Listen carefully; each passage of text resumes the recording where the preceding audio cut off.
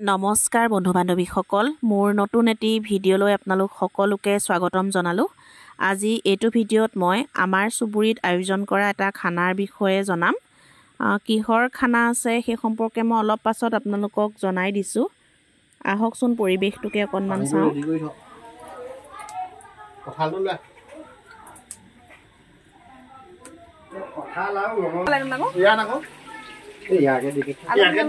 আৰু এয়া হৈছে ৰান্ধনীশাল। ৰান্ধনীশালত আমাৰ ৰান্ধনীসকল ব্যস্ত হৈ আছে।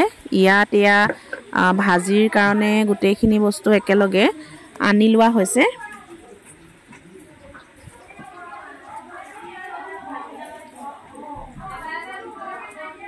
এয়া কেৰাহীত কঁঠালৰ মুচি, ৰঙালাও এনেকৈ এখন তৰকাৰী ৰন্ধা হৈছে। আৰু এইফালে এয়া জলকীয়া খুন্দিছে বৰবৌয়ে।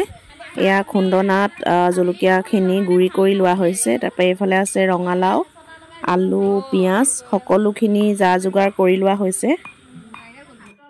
আৰু এইফালে ওচৰৰ নবৌহঁতে শাক পাচলি কটা অথবা পিঁয়াজ, নহৰু, জলকীয়া খুন্দা আদি কামত ব্যস্ত হৈ আছে।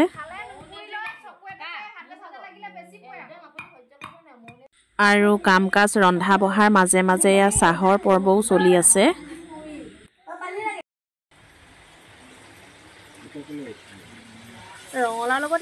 আৰু সিফালে ওচৰৰ বাৰাণ্ডাখনতো শাক পাচলি কাটিছে এজনী খুৰী। আজি আমাৰ বিশেষ খানাটোৰ বিষয়ে এইখিনিতে আপোনালোকক জনাই দিওঁ। আজি আছে আমাৰ বহাগী বিদায়ৰ খানা। প্ৰতি বছৰে আমি আমাৰ ওচৰৰ মানুহখিনিয়ে একেলগে বিহু মাৰোঁ। আৰু বিহু শেষ হোৱাৰ পাছত বহাগৰ শেষৰ ফালে এনেকৈ এটা খানা খোৱা হয়। এইটো প্ৰতি বছৰে আমাৰ চুবুৰীত চলি আহিছে।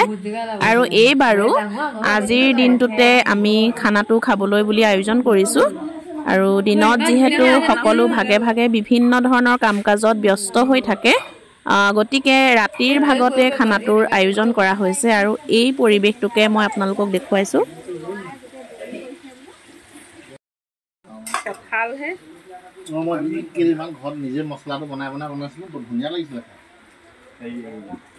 আৰু এইফালে চাওক, কঁঠালৰ মুচিখিনিৰ ৰংটো খুব সুন্দৰ হৈছে। ৰান্ধনীয়ে নিজেই কৈছে যে ৰংটো বৰ ভাল হৈছে। তেওঁৰ নিজস্ব ৰেচিপিৰে মানে নিজস্ব ধৰণেৰে আজি ৰান্ধিছে। আমি খালেহে গম পাম দেই কেনেকুৱা হৈছে।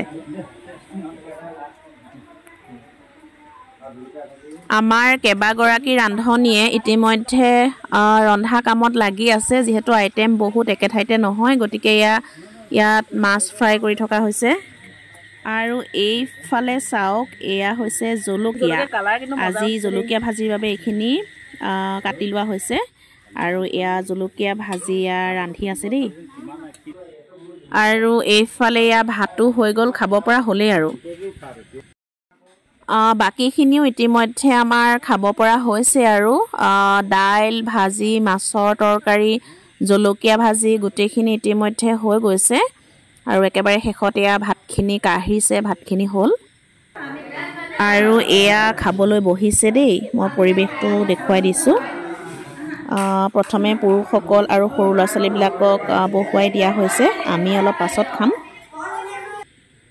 এই যে প্ৰতি বছৰে আমি এনেকৈ বিহুৰ শেষত চুবুৰীটোৰ সকলো মিলি খানা এটা খাওঁ, এই দিনটোলৈ সকলোৱে অপেক্ষা কৰি থাকে।